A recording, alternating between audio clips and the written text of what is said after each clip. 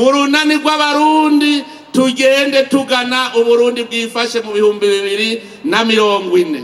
Ndasubiramwo, mu runani rw'abarundi tugende tugana uburundi bwifashe mu 2040. Iri jambo ntiturigire icivugo gusa c'imisi 45 urumuri rw'amahoro rwari rumaze ruramutsa abarundi. Ni jambo ngenderwako ry'imyaka 17 dusigaje ngo tugere muri ubwo burundi bwifashe. Ni jambo ritanguje urugendo rudasanzwe mu rugamba rwo kurwanya ubukene. Nico gituma nsavye abigisha kuva mu mashure mato mato gushika muri kaminuza kuvyigisha abo bareze bame babisubiramwo gushika babigize gwabo. Ndasavye indongozi zose mu ntwaro, mu migambwe, mu bikorera ivyabo no mu mashirahamwe ategamiye leta kwakira no kuzirikana rino jambo, barinoganze mu nama zabo z'akazi, kandi riba riryo rumuri rubamurikira muri iyi myaka 17 iri imbere yacu.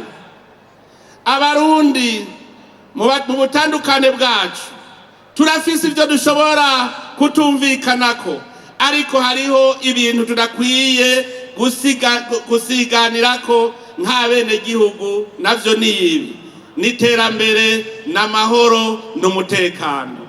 Nta murundi n'umwe akwiye kwigira sindabibazwa kubijanye n'iterambere dukeneye mu Burundi ngo mu mwaka wa 2040 tube atawe tugisega. Nico gituma subiye kubahimiriza ndabasaba guhindura ingendo kuko turi mu bindi bihe.